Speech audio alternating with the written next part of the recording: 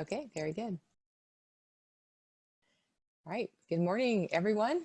I'm Danielle Treadwell, broadcasting here from my home in Gainesville, where I am a faculty member in the Department of Horticultural Sciences. I'm an associate professor with responsibilities for research and extension in organic farming systems and sustainable agriculture.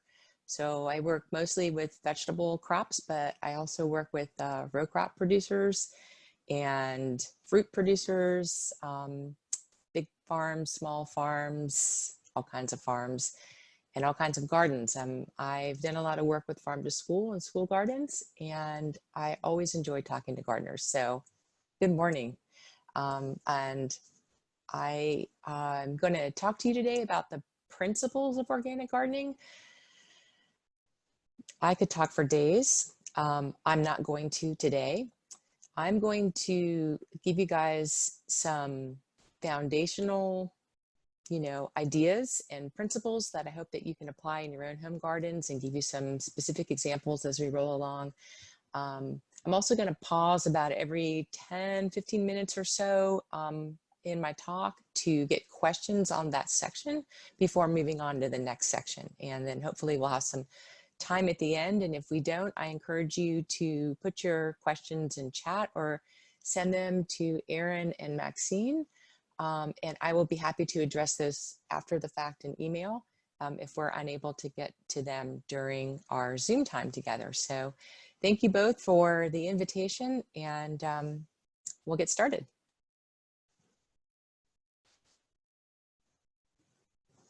As soon as I figure out which button to pick. Let's do that. Wow, what's wrong with this picture? There's a few things going on, not with the plant, but with the soil. It doesn't really look very good, does it? And that's because it's not. I took this picture on a farm where the soil had been very intensively managed for many, many years.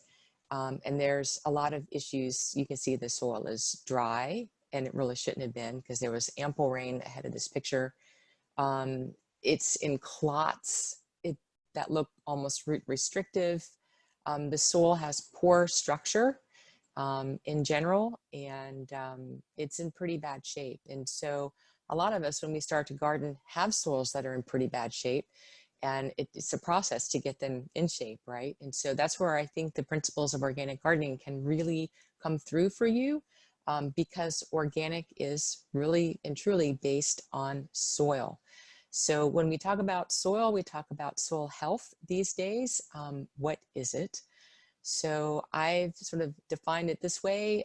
It's the continued capacity of the soil to be a functional, vital, living ecosystem that sustains plants and consequently animals, and in both cases, humans. So we sustain the soil and the soil sustains us, and that's the idea.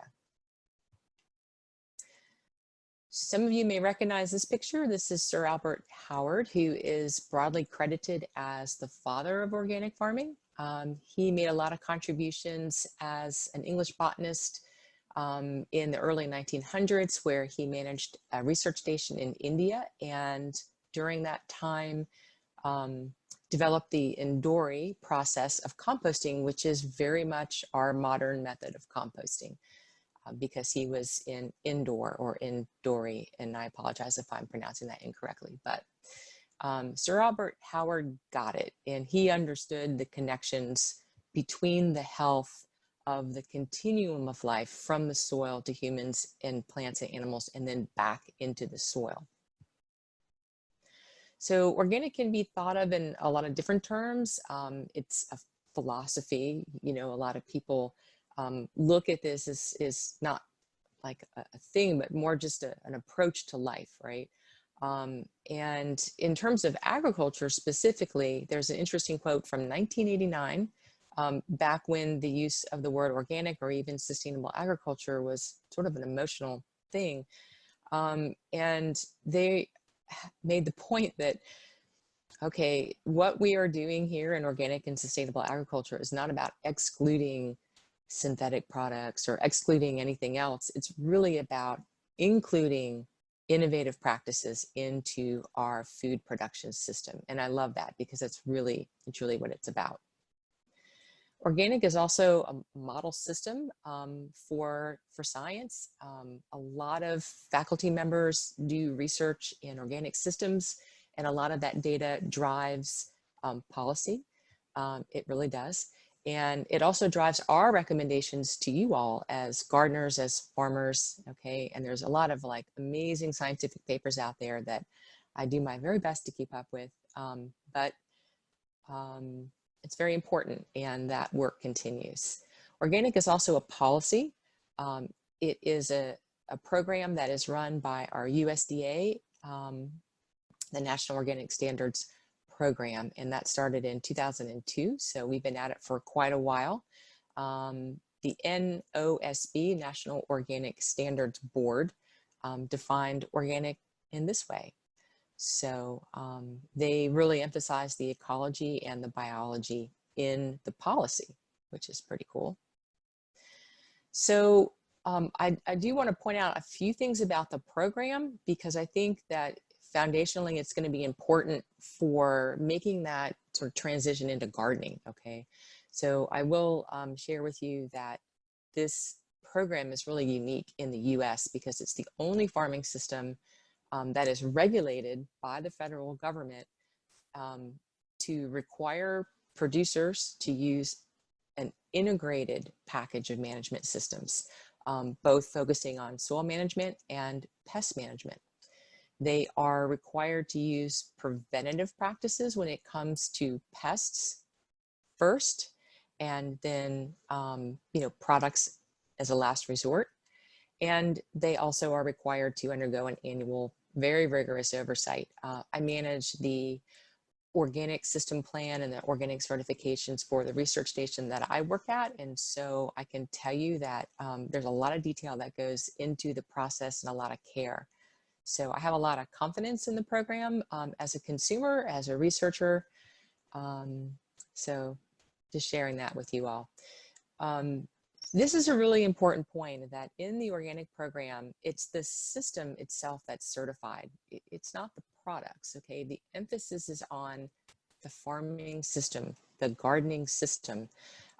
This is where all the good things happen, okay? So the systems are certified.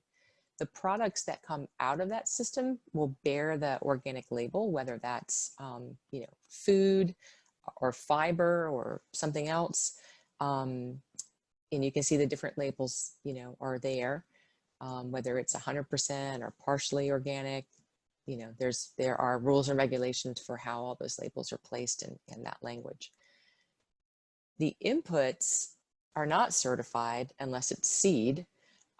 All the other inputs we say are approved for use. So if you go to your big box store and you ask them for certified organic insecticide, some may infer what you're talking about, but there's really no such thing, okay? So you're not gonna go find this circular USDA organic label on a bottle of Serenade, for example. There are other labels that help you as the consumer identify which ones are organic friendly or compliant with the standards in some cases, and I'm gonna help you identify that as we go, okay? So systems are certified, the products bear the label, and the inputs are approved for use. And I threw this up here, and I can put the link in the chat or email this again to you guys later, but this is a really nice short video if anyone's interested in organic and how farmers are working on these systems and their contributions to ecology and natural resource conservation. This was produced by NRCS, Natural Resource Conservation Service, that does a lot of good work for farmers, helping them conserve our resources, and they have a commitment to organic. They fully recognize those contributions and work well with our farmers. So that's a nice little video there, but we're not going to watch it today because it's kind of long. So great. So how is this going to help me in my garden? Well, gardeners by definition are not required to be certified. Okay, so let's just say that if you are gardening for your home, or sharing with your neighbors, or even if you're occasionally selling out of your home and your gross annual income from your sales is less than $5,000 a year, you do not need to be certified. Okay, if it's more than that, know that by law you are supposed to be certified, and feel free to, you know, reach out to somebody to talk about what that might mean. Okay, so our objective again today is to learn about the organic principles and how to apply that to your home garden. Okay, so we're going to go through two major principles, and then I'm going to cut it up a little bit. Principle 1, manage for soil health. It's the foundation for everything else that you do in the garden. And principle number 2, we're going to address pest management, so weeds, diseases, and insects. Okay, so let's talk about soil health for a few minutes. I will tell you that there's so much material about soil health and so much to learn about soil health that it definitely warrants its own discussion. So I know that Aaron and Maxine have talked about bringing in some speakers for later to talk about soil health. So try to catch that talk also if you can, because it will help you if you're interested in organic gardening. Okay, so physical properties, these are, you know, just what you think they are. They're the properties that help the plant stay in place, that help the soil not blow away in the wind or wash off in the rain. They're the structural aspects of the soil. What is the mineral composition? How much clay, how much sand, how much silt? Those are the 3 mineral components of soil. The other components are organic matter, air, and water. Okay, so this is a picture that I took at a farmer that I work with who farms a couple thousand acres up in Monticello. And he is, I would call him a sustainable farmer. He digs soil pits on his property, which I think is really cool. And you are looking at there a field of winter rye. He's all dressed up, it's cold. That's cereal grain rye, same rye that you use for bread. And you can see in his pit that he's got this really dark stripe right down the middle of that red clay. Okay, so that's where an old tree stood, decomposed, and it's really dark, right? So that's a lot of carbon material that's there, and that's pretty neat contrast there. And you can see that all the topsoil sort of parked off to one side. But he digs these pits because it helps him understand how his management is influencing the soil. Okay. So there are soil chemical properties that influence soil health. I put these pictures up here because they really help you understand how much surface area is really, you know, influencing all these other factors when it comes to soil. So the image on the top right, the one that's all by itself that looks like a stack of plates, is clay. So this is a specific kind of clay. It's called a 1-to-1 clay, and that has to do with the way that it's bonded together. So if you can imagine, for each one of those little plates, there's a space in between there. And in that space, you know, you've got water, air, soil, nutrients, organisms. That's a lot of surface area. Okay, that tiny piece of soil, I mean, that is 1/2 of 1 micron, which is 1/10 of 1 millimeter, which is basically super, super small. Cannot see it with the naked eye small. These 2 pictures below go in a pair. So the one on the left that looks like moldy cottage cheese from your refrigerator is actually humic acid. So this is one of the foundations for humus, right? This is what we're after, not hummus. That's what you eat with crackers. Humus is what's in the soil. So this is the foundation for humus. Okay, when it gets to this point, it looks like the picture on the right if you were to draw it in terms of electrons and atoms and stuff. But I put this picture up here because it's a little bit easier to see the structure. And again, you can see anywhere there's like an end, that's a place where nutrients can bond, water can bond, organisms might be hanging out. Okay, so these would be the chemical properties of the soil. Would be any place that is going to influence pH, retain nutrients, let nutrients go. Okay, these are the chemical properties of the soil, which are directly related to the physical properties of the soil. Then we get to the biological properties, which are really important in organic gardening.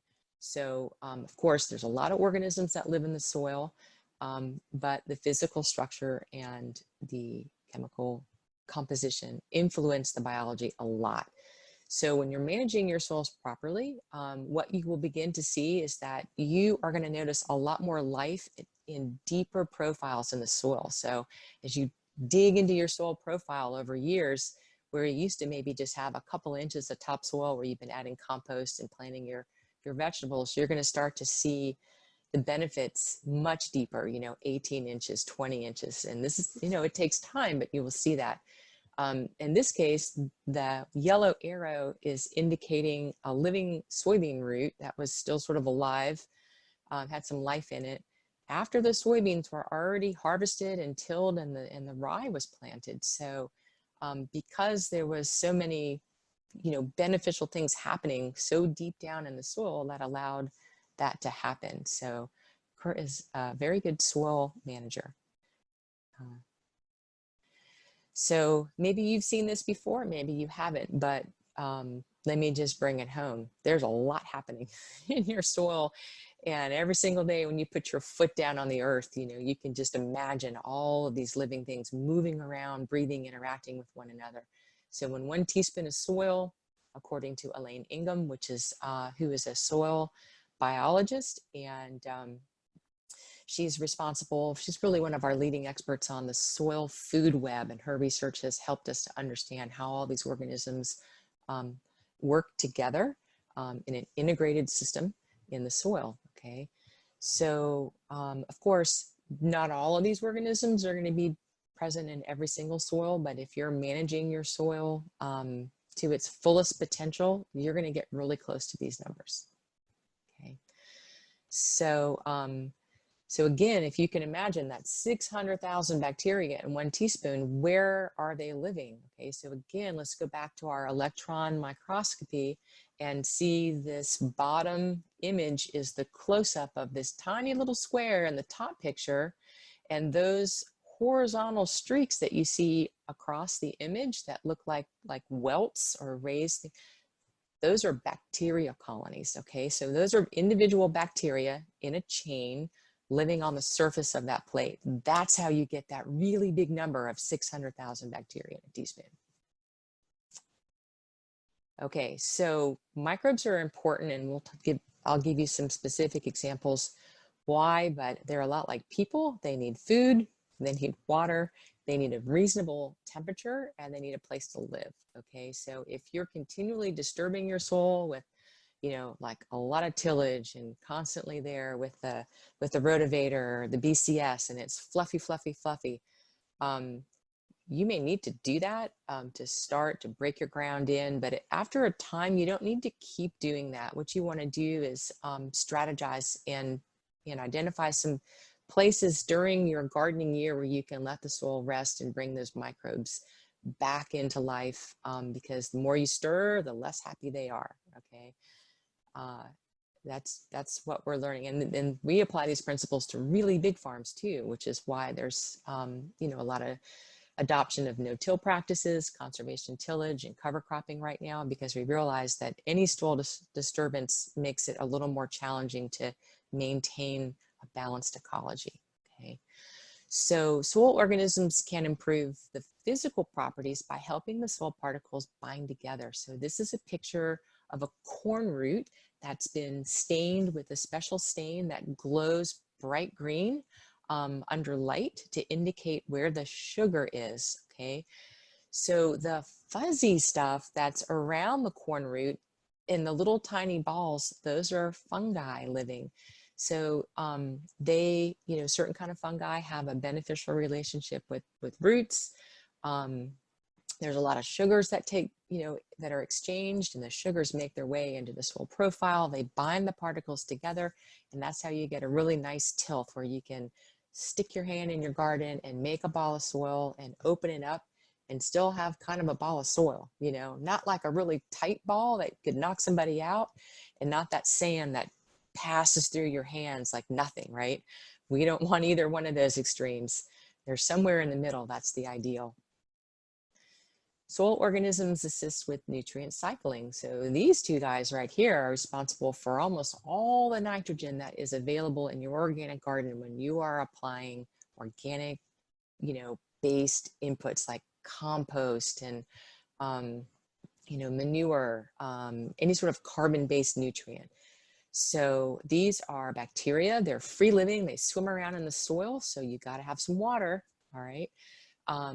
So the one on the left, Nitrosomonas europa, takes ammonia, which you can smell when you put your manure in, right? So it takes the ammonia, produces nitrite, and then very, very quickly, Nitrobacter takes that nitrite and changes it to nitrate for plants. And when these little guys basically like poop or die, that's when the nutrients are available to the plants.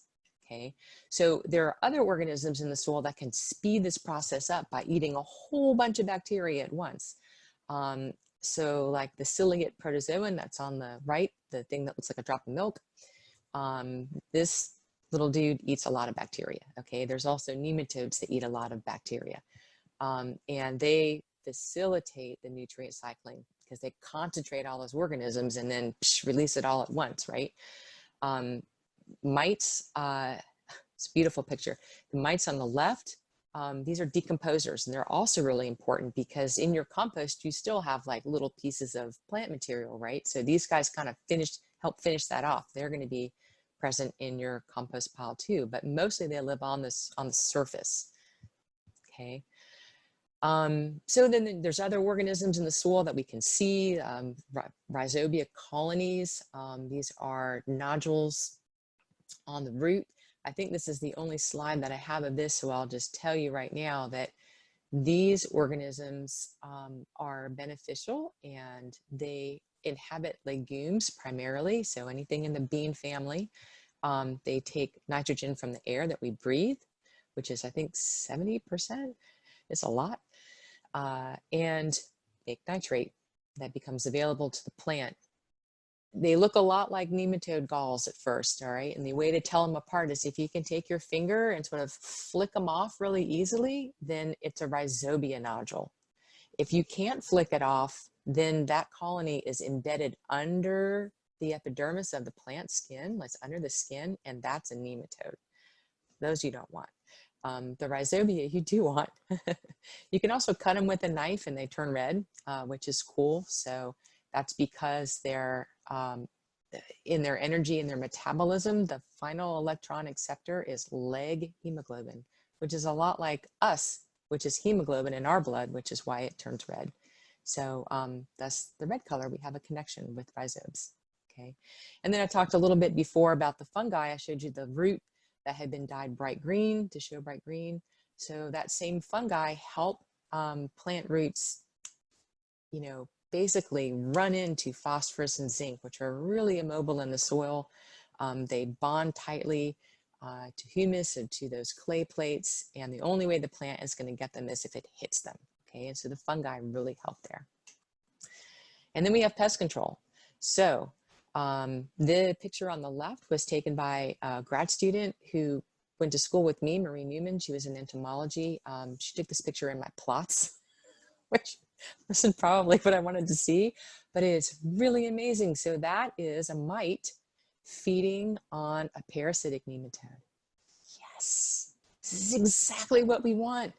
Okay, and the one on the left was taken by another professor from Canada, and that shows a fungi attacking a nematode. Also exactly what we want, So these are the kinds of things that are happening under your feet when you manage for soil health, okay? And these kinds of things are what is going to help you reduce the inputs that you have to give to your garden, right?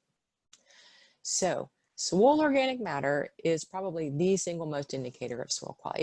It's easily achievable. You can measure it, you can see it, you can smell it. Soils that are high in organic matter smell sweet. They just do. This is a farmer that I visited in Sarasota. Across the street is a golf course, and it's all sand. And sand is his native soil, really coarse sand. Over the years, he has applied the hay to his garden. He's got a small market garden, and he has increased his soil organic matter from 0.5% to over 8% in like 7 years. So don't let anybody ever tell you that you can't increase organic matter in your soils in Florida, it is simply not true. You just have to manage it, okay? And that's what his soil looks like. That's my hand. So that's what his soil looks like. It's beautiful. And in fact, he had to kind of change his practices a little bit and add some more tillage because he started to have water retention problems where everything was just getting really wet, you know? All right, so I'm going to take just a super short pause right there and see if anybody has any questions up until this point. And otherwise, I'll move into fertility and irrigation, which is just a short amount of slides, and then I'll pause again. There's no questions in the chat yet, but if you have a question, please type it in the chat box for us. Oh, there we go. Okay, so the farm you mentioned just now, they use deep mulching, question mark. Okay, so deep is a relative term. I'll tell you what they did, and you can decide if it was deep or not. He buys basically a semi truck from a farmer that he knows really well of rolled Bahia hay, and they literally unroll it. Okay, and so every year that hay is probably 5 or 6 inches thick, I would say, and for sure he does it once a year and maybe twice a year. Okay, and the irrigation tape, he uses drip irrigation, but it's laid first and then the hay goes on top of that. Now, you got to be really careful if you do that because you're risking weed seeds, imidacloprid, okay? So you really need to know your farmer if you're going to buy in bulk like that, or you can produce it yourself if you have a lot of land. Good question. Okay. All right, so let's talk about fertility and irrigation. You guys just keep those questions coming as I go here, and I'll pause again in a few minutes. So probably the first obvious question is, well, how do I know what to add when it comes to fertility? All right, so we're going to start with the soil and move our way up to plants and then pests. So, well, there's a few things. The OMRI label, I've got a picture of it there. It's got a couple different versions, so it looks a little bit different, but that is a very trusted label. And you will see it on a lot of products, but not all products, okay? Sometimes you'll see this other label for organic production. That's a good sign, okay? Sometimes products will say organic, and it really doesn't mean anything because they might not be compliant, all right? So if you want to get really strict about it, you know, you should take a look at the labels. Sometimes there's a lot of synthetic inputs in those.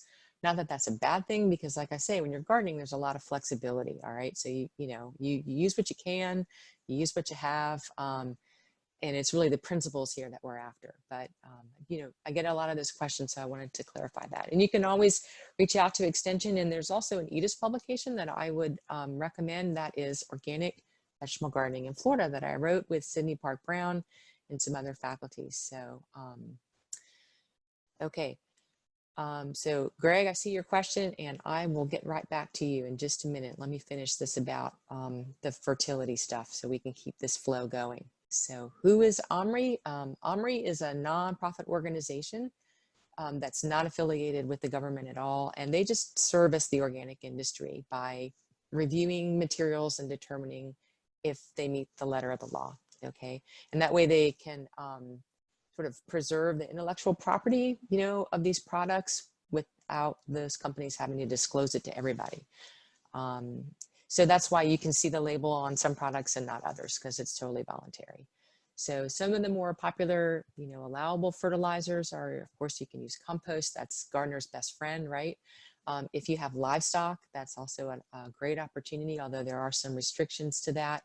You can use plant-based inputs like legumes. And then, of course, we have just, you know, your standard commercially available blended balanced fertilizers, which are super to use. And there's a wide variety of those, some with micronutrients, some without. And they come in both dry granular form and in liquid form. So if you're starting your garden, you know, the first thing you want to do always is soil test. I would be remiss if I did not say that. If you are using, you know, horse manure from your neighbor, for example, you might want to take a sample of that and bring it to the soil testing lab or drop it off at your county extension office and they can submit it on your behalf. There may be a fee for that. You guys would know that question.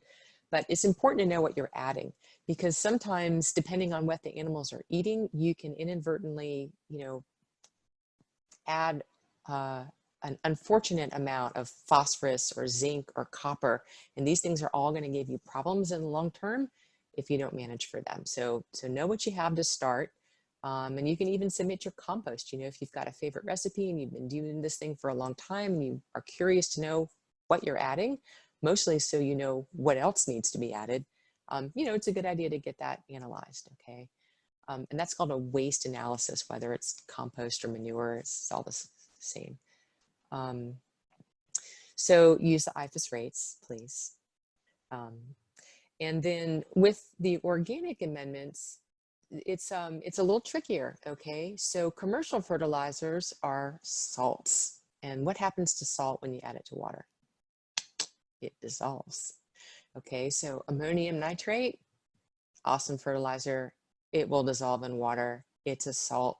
You are going to get exactly what you think you're going to get. With organic, there's a black box a little bit, okay? Because anything that you put in the soil is going to have your nutrients all bound up in all these super complicated carbon molecules. And it takes a while for the organisms to go in there, eat the carbon for energy, release the nitrogen through the different processes that I've talked about. So the challenge is, if you're going to add something, you got to add just a little bit at a time. 2 or 3 applications is much better than one, so that you can have a steady stream of mineralization of available nitrate to your plant, especially if your season is long, okay? And you have a heavy feeder, so you want to stretch those applications out. Of course, rotate your crops: heavy feeders, light feeders, deep roots, shallow roots, okay? Weeds can take up a lot of nitrogen. It's amazing. Put them in your compost pile, unless they have a ton of seeds on them, in which case you want to do something else with the seeds. And of course, manage your irrigation. This is really important, and I'll show you a picture here in a minute. This is an example that I don't think I have time to go through right now, and I'm going to do this instead. At the bottom is a link to a publication written by a friend of mine, Julia Gaskin at Georgia, and it goes through here step by step how to take your sort of conventional recommendation, or you're reading fertilizer recommendations, and it says apply 10 pounds of 10-10-10, and you're like, I have compost. What is that? Like, how much do I need to add? Okay, so this publication helps you take poultry litter or compost or whatever it is that you're working with and make that translation. Okay, it's a couple of simple math calculations, but that's a really good publication to have in your toolbox.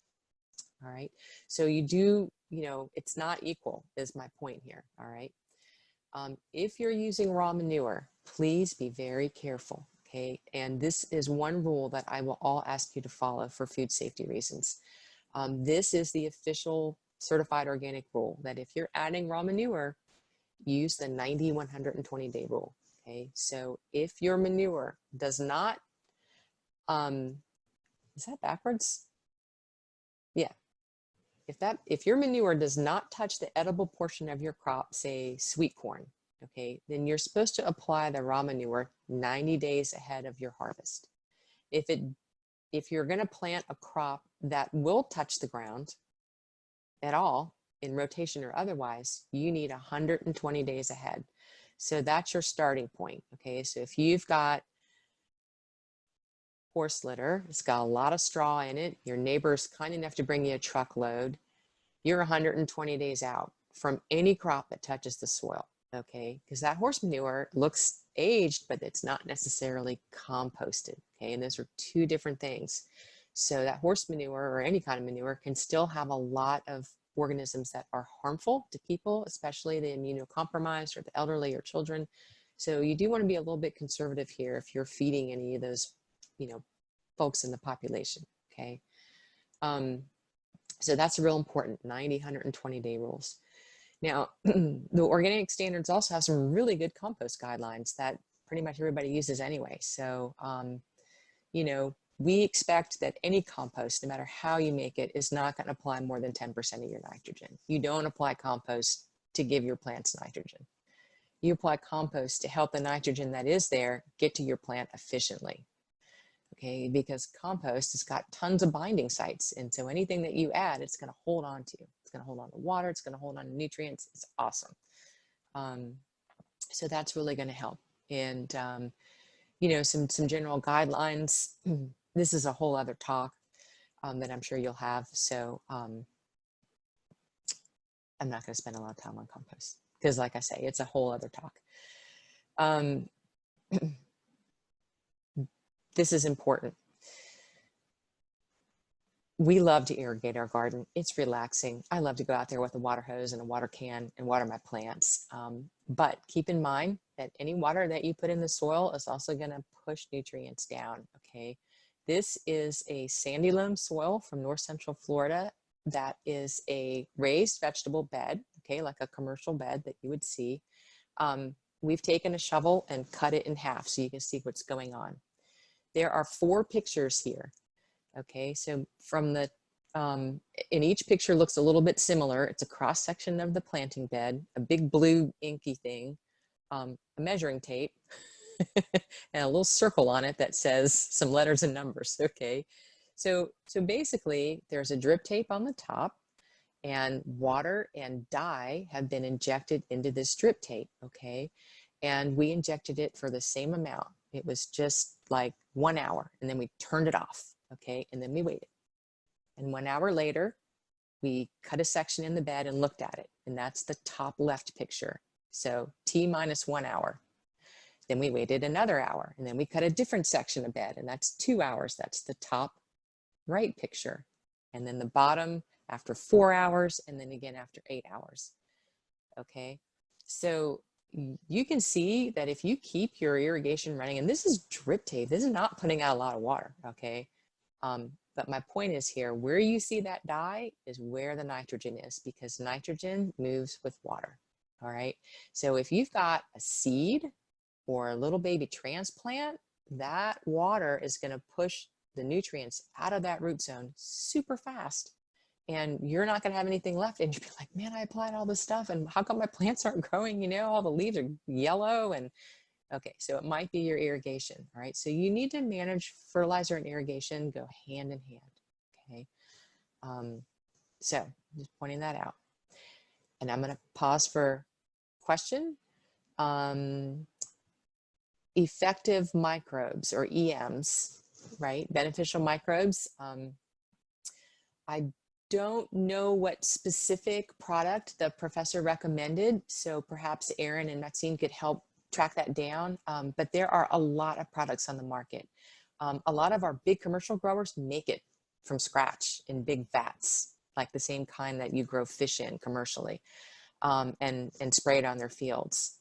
Some conventional growers do that, you know, so you can make them yourself, and you can purchase them. If you purchase them, you need to handle them very carefully, of course, because they're alive. And that's the problem with these things, is you don't know how they've been handled. Gosh, especially now when all of our, you know, transportation systems are so disrupted, it could be sitting on a hot dock for 2 hours and just be useless by the time you get it. So just keep that in mind. But, you know, there's a lot of really good products out there, and there's a lot of snake oils. So some of these products, you know, have organisms that are going to be in your soil anyway. They just are, you know, and if you're really interested and you have the money and time, Elaine Ingham has a whole class on Soil Food Web, and it's fascinating. It's like $1,500, and it's a long course.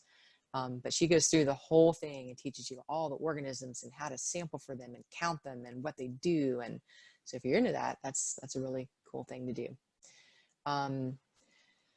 Roundup can be used in organic gardening. Well, so when we're organic gardening, remember there's no certification. Okay, so our point is to just try to, you know, apply some of these principles of ecological farming to your garden. I'm sorry, I keep moving around. My camera's going a little crazy, but so whether it's allowed or not is not. It's a non-issue. Okay, it's your garden. You can manage it any way you want. All right. Is Roundup allowed in certified organic farming? Absolutely not. No glyphosate. It's a synthetic input, and it's not allowed. So, and that's another It's another talk for another day. I could talk a long time about that stuff. So what are your recommendations or thoughts on compost tea? I did have a slide on compost tea in here. I took it out because my talk was going to be too long. If you make compost tea with raw manure, the same rules apply. The 90, 120 day rules apply. Okay, don't make compost tea with raw manure. Just don't do it. Compost tea is really cool. I like using it, but you need to use compost. Okay, like mature compost when you make it. There's plenty of organisms in there, folks. You know, you don't need raw manure for compost tea. Okay. And I'm going to move on. So, but whoever, Erin, if you want to talk about compost tea, call me. I'll fill you in. I got some stuff to share. Okay, so we'll talk about mulches now for a few minutes. Mulches are really important. So we talked about Jessica's organic farm a few minutes ago with the hay, but you guys can use anything for mulch. You know, you can use the wood chips, whatever you have. You know, some people will use compost as a layer of mulch. You can do that if it's mature compost because the nitrogen is really low. You're not going to have a lot of ammonia emission. If you do smell a lot of ammonia, then your compost probably isn't ready. Okay, you're not supposed to smell that. But mulching is really important in Florida. And here's an example. This is from my research also. This bed is here, this bed is here. They are literally side by side, okay? One didn't have mulch and the other did. So ignore the plant leaves because we did a better job of pulling the leaves away, but the leaves were present in both cases. I promise you. So with the mulch, and the plants are bigger too though, with the mulch, 87 degrees. That's a good soil temperature. 107 is lousy. Your plants are going to be really unhappy. Your roots are going to die. It's not good. Okay, so this is how mulch can be a good thing. It'll help keep the water in and keep your plant roots happy. So this is a handy dandy chart. When your soil temperature reaches 100 degrees, bad stuff starts happening. Okay, your bacteria die. You're going to lose moisture. You know, and you can see there, 70 degrees is a good temperature for gardening. Just like this morning, it was beautiful at my house this morning. Okay, cover crops can be used for mulches. This picture on the lower left is a graduate student in agronomy that grew sun hemp. You may have seen this in the field. Don't put this in your garden, folks, unless you're going to terminate it after a few weeks. Sun hemp in my plots has gotten to almost 15 feet. So if you want to grow it like bamboo, do so, but don't put it in your annual garden. I mean, put it over in the corner on a side of your house. And I guarantee you'll stop traffic because it's beautiful when it blooms and everybody wants to know what it is. So it's a super cool plant. The other thing that, you know, you can do, you can grow it on the side of your property and just like take a sickle or clippers, literally. And if you have a small garden, this might be a great thing to do, you know. Those stems don't decompose. So if you need a traffic area, you have a high traffic area and you want to put some like high carbon stuff down, sun hemp would be a good option. But there's a lot better options for small gardens than that. So that's why I put that picture there, because everybody wants to grow it and then they call in a panic. They're like, how do you kill this stuff? You don't easily kill it. Here's some other options for smaller sites. Okay, buckwheat is awesome. I love it. It's a great, attracts pollinators, beneficials. Anybody recognize these seeds that are in my hand here? They're giant. Okay, jack bean. Jack bean is a super fun one to plant. Kids love it. The beans are huge. They're easy for small hands to handle, you know, and plant. And that's Canavalia. That's a really fun one. You know, there's a few recommendations for winter and summer, but basically I pick these because they're relatively manageable with, you know, hand equipment.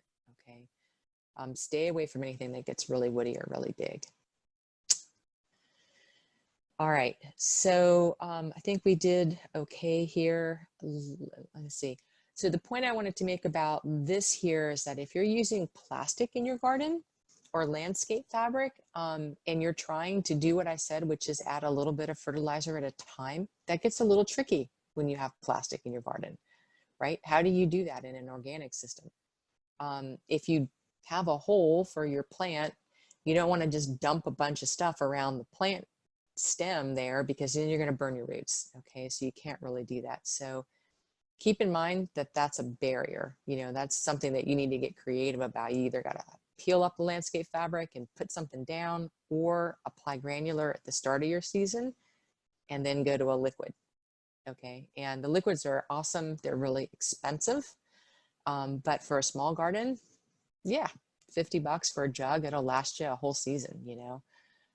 So that for those that can afford it, that's a good option. A lot of these products like fish emulsion, you know, kelp, have a lot of micronutrients and phytohormones that are also really good for your plants. So they have some added benefits there.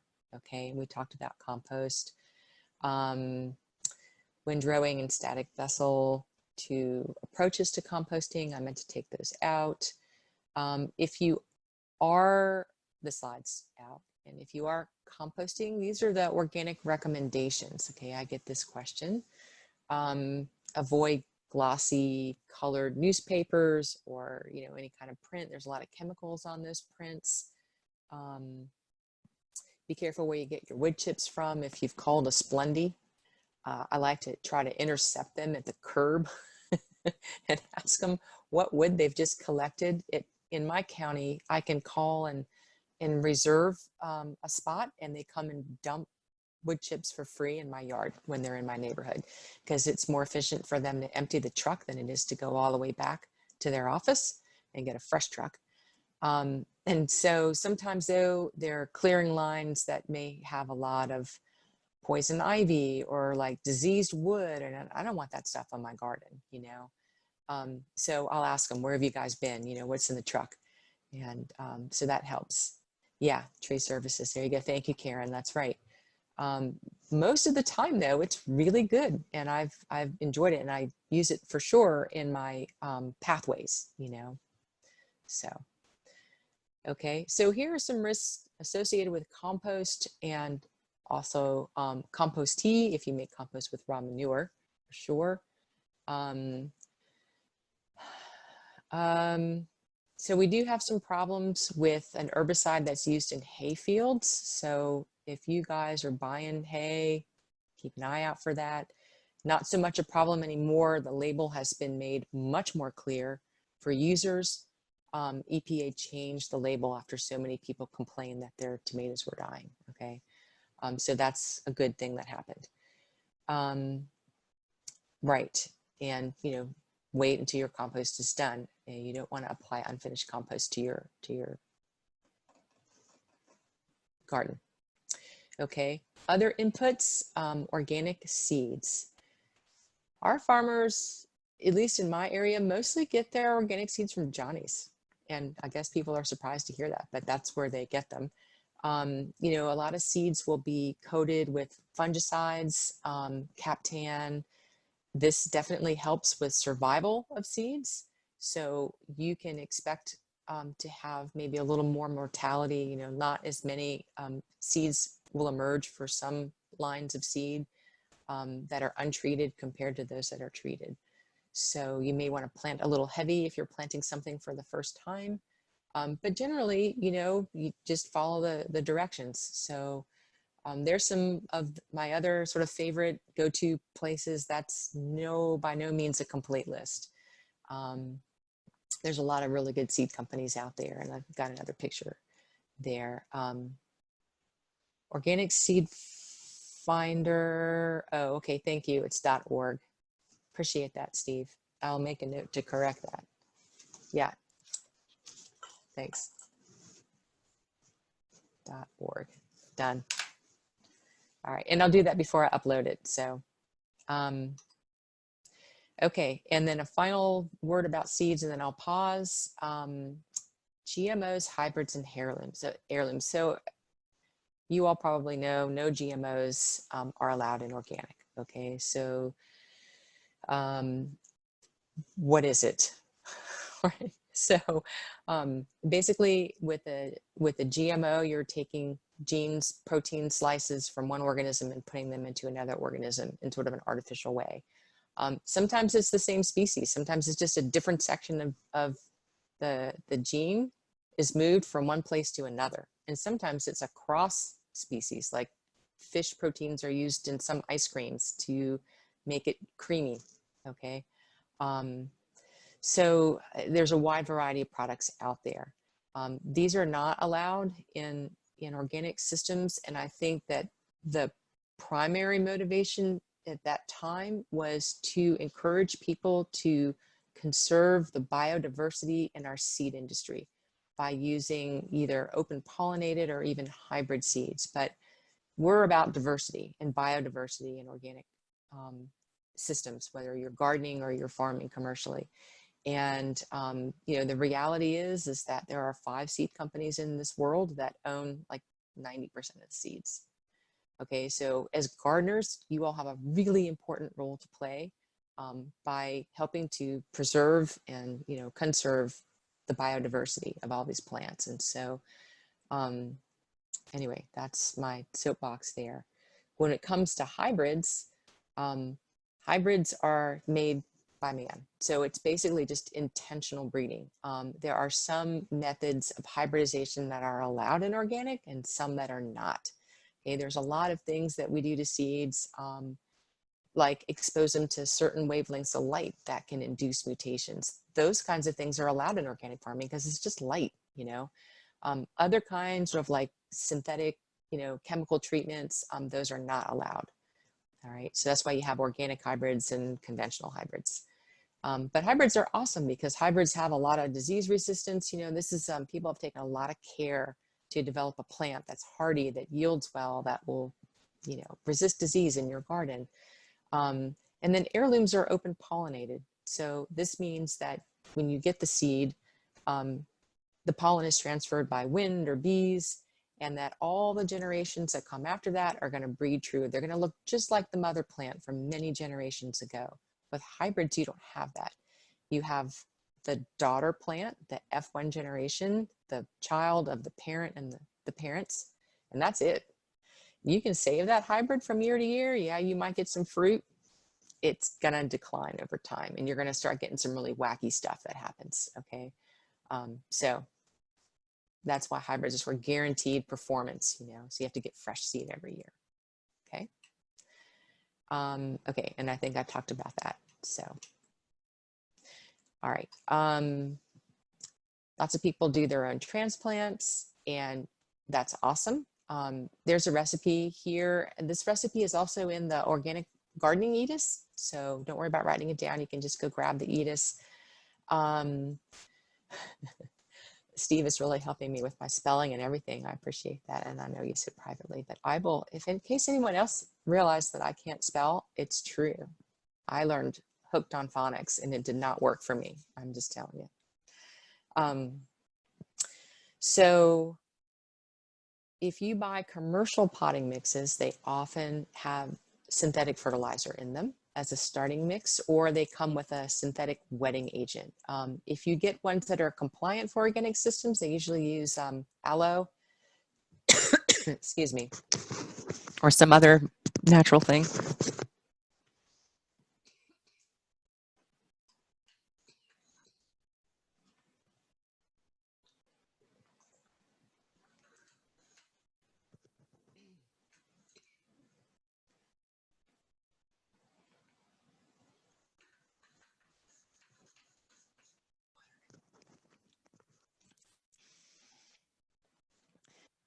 If you use perennials, you can buy any perennial you want. You can get conventional or organic.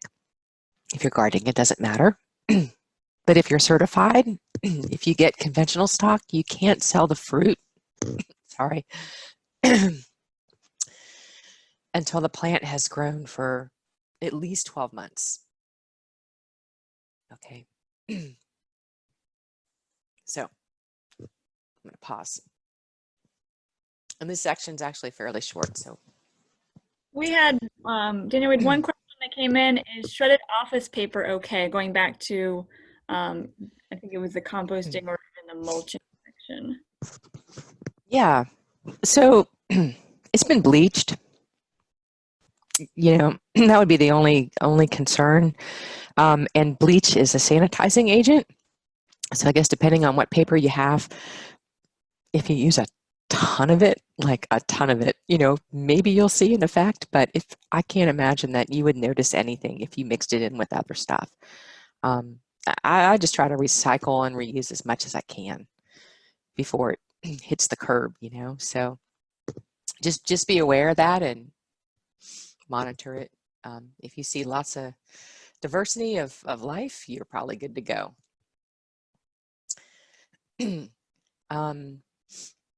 Yes, and the slides will be available after the presentation, Erin. This is being recorded right now. My water drinking and everything, nothing gets edited. We're live. We will provide those afterwards. What I'm doing is emailing them to the participants, and then we also have them on the Canvas course if you are a member of the Victory 2020 Garden community. Which if you're not yet, you should be. Okay, there's a 3-step process to organic pest management. And this is the principle. Number 1 is prevention, just prevention. So using proper sanitation procedures, excluding, you know, however way you can. So if you have a little greenhouse and you're growing transplants, use screening. You know, don't leave the door open. You know, rotate your crops and select resistant cultivars. Okay, these are decisions that you make up front. You know, site selection is also important. You know, maybe your garden needs to be moved over time too. If your garden plants are stressed because they have too much sun or too much shade, this is a preventative, you know, measure. I mean, kind of an extreme one, but, you know, think broadly when it comes to preventatives. So if you need to like relocate a part of your garden because they're just too stressed and they're going to be constantly subjected to insect damage, maybe it's time, you know. So the cultural practices are things that you do after you get the plants in the ground. There are all these different, you know, features, your beneficials, your mulches, managing for soil health, okay? Scouting is really important. Making sure that you're soil testing and responding to, you know, the recommendations that were provided, okay? Only after you've exhausted all your other strategies are pesticides encouraged. If you get to a point where you need to spray something, you've missed an opportunity somewhere earlier on in the process. And so when you're a new gardener, you're going to get to step 3 really fast. So don't despair, just keep at it. As you get better at what you're doing, you're going to find that you don't need step 3 nearly as much as you used to. Okay. So,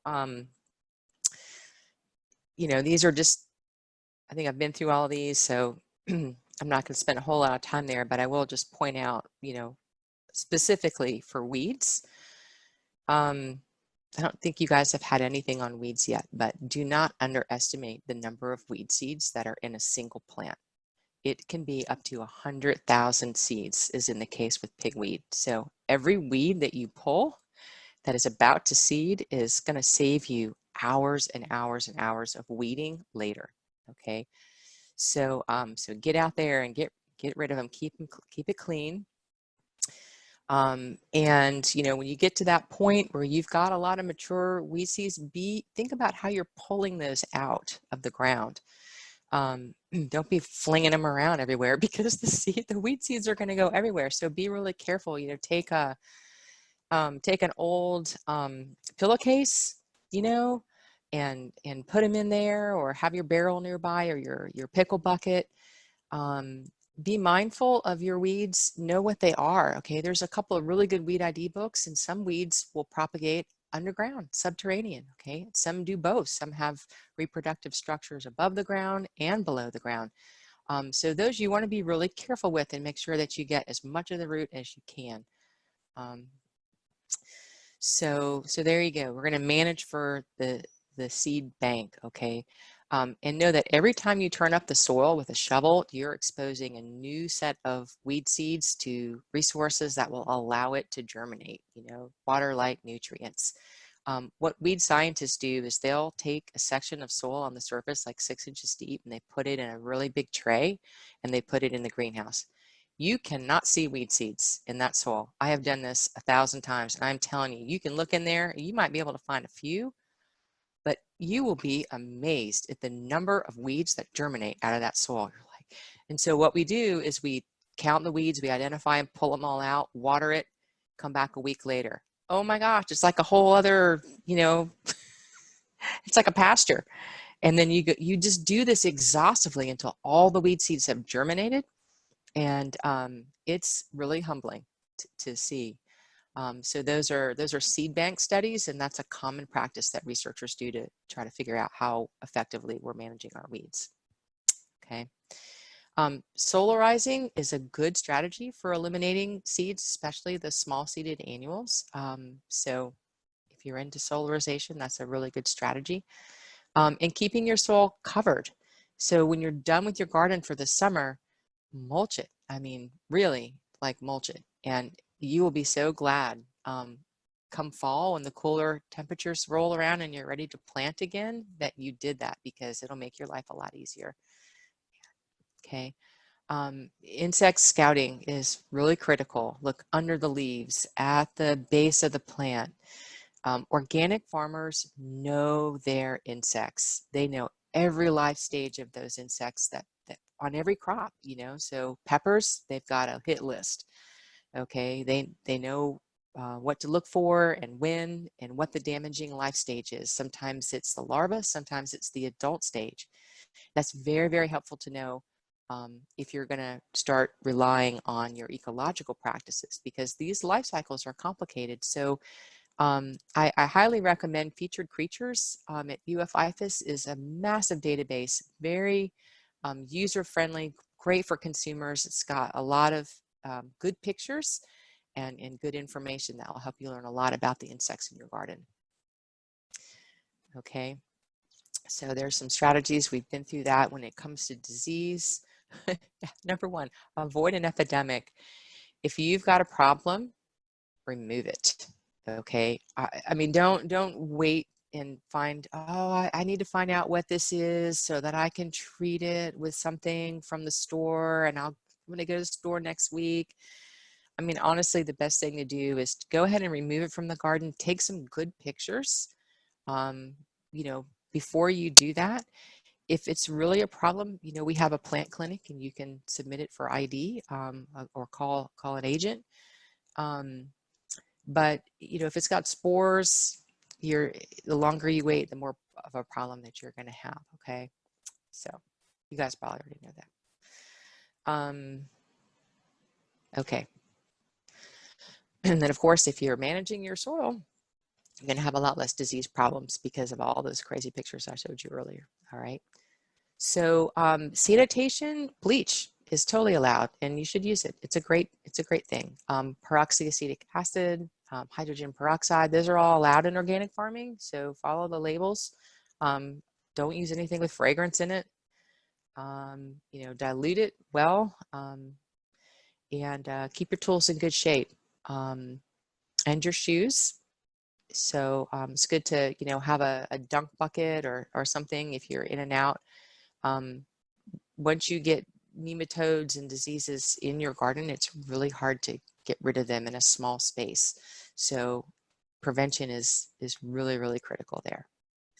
Okay, and just closing here with this example of why we love biological control. So tobacco hornworms, they're awesome.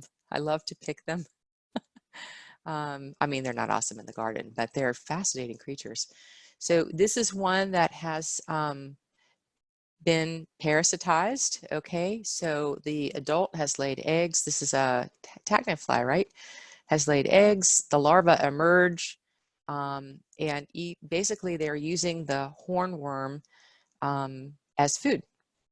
So as they grow, and then they emerge as adults. So goodbye hornworm. So as soon as the eggs are laid, the hornworms will die. And then you've got a bunch more beneficials in your garden. Okay, so that's really great. So again, those curative products are the last line of defense. There's a couple of categories. We've got, byproducts of organisms, right? Like BT is a byproduct of an organism. So BT is a protein, okay, from a bacteria, and it basically destroys the guts of the insects from the inside out. And it's good on, you know, all of your Lepidoptera and pests. Some formulations have a lot of prohibited inputs in them. So organic gardeners have to use a BT specifically for organic gardens. So if that's a concern for you, just be aware of that and look for a formulation that's, you know, organic friendly. So the other category of insecticides would be botanicals. So we have byproducts, we have botanicals. So these would be extracts of plants, like pyrethrum, okay? And some of these are broad spectrums. We have pesticides in organic farming and organic gardening, okay? Anything that kills a pest is a pesticide. So, you know, be kind and educate your friends and neighbors and let them know that, you know, it's not really, that's not really the right term. We like to say that we put the ecology first, and we use what they call soft chemistries. It's like such a nice term. Natural products, you know, okay? And then the third thing is minerals. So kale and clay works great for a lot of things, all right? So, and that's what it looks like. It's really cool stuff. So, you know, a lot of our commercial farmers use kaolin for fruit protection. And you can see the label there, and a lot of them use, you know, multiple things, right? It's many little hammers in pest control. You have to use a lot of different tools to be effective, okay?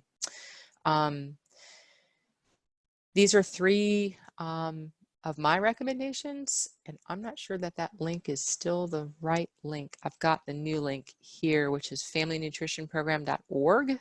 So if you go to familynutritionprogram.org, but I'll fix it, and I can share that link with Erin also. In fact, I think I have it up here in the back.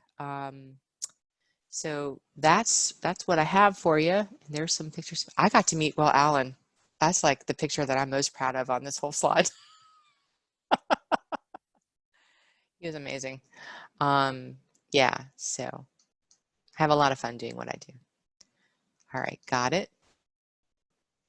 And how do I make this go away? Screen, and screen. These are extra slides. So we did a couple of questions, Danielle. Yeah. And then there was a really good one. Let me find it. So does solarization impact the bacteria and beneficial microbes in the soil? Yes. Yes. It doesn't matter if they're good or bad. The solarization is going to kill the spectrum of organisms there. I mean, there's limits. And here's Go to Learn. That's the cover. You know, there's limits, right? It only goes down, what, like 4 inches. You really need to follow the directions on solarization because if you want the full benefits. So I think we've got some EDIS publications on that. Yeah.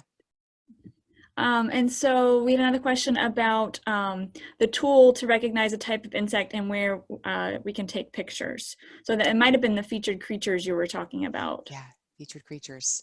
That is an IFAS, University of Florida IFAS website that's managed by the Department of Entomology. And so all the students and faculty contribute to featured creatures. So they have new material coming on all the time, and they're always improving the old stuff too, because we've got to keep up. Yeah, and I would say if you can't find, you know, if you can't figure out what your insect is, utilize your extension agent. Either email us, put it on Facebook. If you're part of the Victory Gardener group, put it on that Facebook group. We've been monitoring that pretty closely, but get a hold of your extension agent, and if we can't ID it, then we take it up the chain and find somebody who can for you. Yeah, there's a couple of apps too. There's My IPM, and there's also, well, that's iNaturalist. iNaturalist is run by National Geographic, it's a really neat app. So when you see something cool, you're supposed to snap a picture and send it. But when you have an organic farm or garden, you see stuff cool all the time. You're like, what is this? I have never seen this before in my life. That's biodiversity at work, right? So yeah, that's kind of a neat one. And then they have my IPM for integrated pest management. And I don't think I paid for that, either one of those apps. I'm pretty sure those are free. And then somebody else said there was an iPhone app, Landscape Pest from UF-IFAS as There well. you go. Yeah, there are several. That one tends to be more landscape focused. Yeah. We do have the vegetable pest class is next week, so I'll be doing that one. So if you have specific questions, perfect. let me know.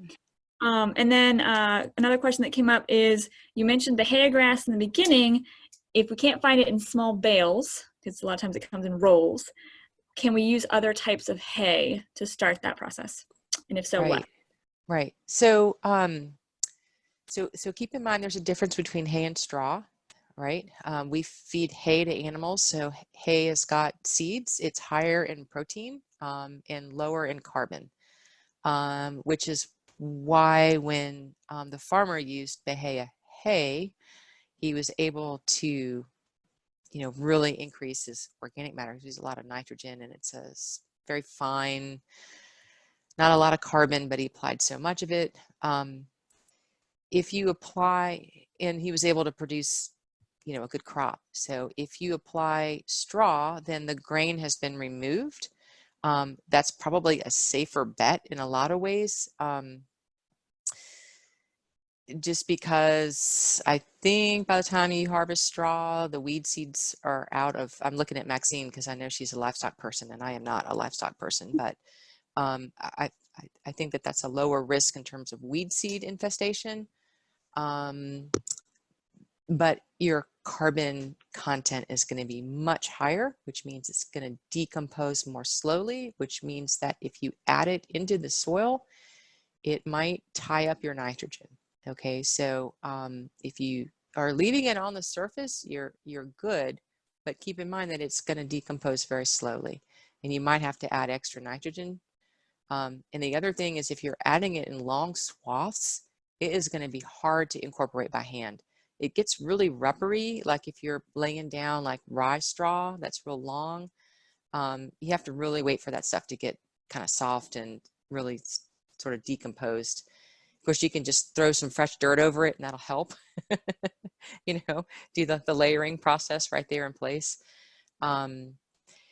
Yeah, I've learned a lot about straw and hay over the years. So for sure, if you guys have more sophisticated questions, email me because I'd be happy to help you work through that. Yeah, somebody said, what about easy straw sold in packages? And I was easy straw. Bermuda grass, because we do have a lot of Timothy hay or Bermuda grass hay. Yeah, I mean, I think hay is a better option if you want to grow your crop, but again, have a conversation with the person that is providing the hay. Go by and see the field, it's good to know. It's good to know. You don't want to introduce more problems than you need. And, people are willing to work with you. If you've got a little corner of the field that would be perfect, it's, I want the hay from right there. Can you give me that hay? Of course, you probably ought to be friendly with that farmer at first because they might give you the raised eyebrow. Like, lady, are you crazy? You know anything about the straw sold in packages? I don't know Easy Straw. I don't know Easy Straw. Is it treated? I don't know that brand. I'm so sorry, Miss Diane. And you're talking about the square bales that they sell at the big box stores? Is that for decoration or is that for as mulch? Oh, it's chopped. Oh yeah. I would say, yeah. I don't know if it's treated. That might be an issue for you. If it's not an issue in terms of carbon and nitrogen or just functionality, it's great. I mean, you should know that in commercial systems, we are always shooting for 5 or 6 inches thick. I mean, we lay it down. So it's a pretty good bed, but it's so wonderful when you have that much straw. It really is. It's just lovely to go out there and harvest and have your fruit and stuff be clean, and it helps with disease, and I love it. Yeah, I think it's Danielle, pretty. the easy straw, this is Maxine. The easy straw is actually made for seeding, so a lot of times it's used for erosion problems and stuff, so it shouldn't be treated with anything. Okay. It's a little expensive because it's, you know, by the bag, but Yeah. I would think that would be really good for your gardens. Mm-hmm. So Good And then question. we Yeah. have one last question come in. How well does this translate to container gardening? I know. I'm sorry I didn't get to that. I just obviously we didn't have enough time. People have different opinions about this. My personal and really professional opinion is that it is entirely possible to have a biologically based system using containers. I don't know. There's a sector of our industry that is really up in arms about organic greenhouses and, you know, containerized production. And the argument is that it's not soil based. It's, I mean, what is soil? Sand, silt, and clay. If you put it in a pot and you grow something, it's still soil. If you use, you know, potting mix, it still comes from this planet. It's peat and perlite, and you know, those things are all natural and allowable in organic systems. So it's the strategies that you use with those pots that is really going to make a difference. You know, do you have what we call banker plants? You know, do you have companion plants that you're putting off to the side to attract the beneficials? You know, you plant a little pot of buckwheat. You know, buckwheat's awesome for that. It'll fade in the summer. Now it's not really the best time unless you've got some shade and you're willing to irrigate it, you know, water it every day. But, you know, think in terms of the system. No matter what you do, no matter what scale it is, that's the beauty of these principles, is that it doesn't matter. You can have 3 pots, you know, and still apply the principles. That's the beauty, is that it works no matter what. Great. Thank you, Danielle. And I think that was all the questions that came in. So if there's any more that come in, we can email them to everybody, along with the PowerPoints when those get up. It'll be on YouTube. And then any fact sheets that we want to add as well. Okay, great. Well, thank you all. It was a pleasure, and happy gardening. Thank you so much.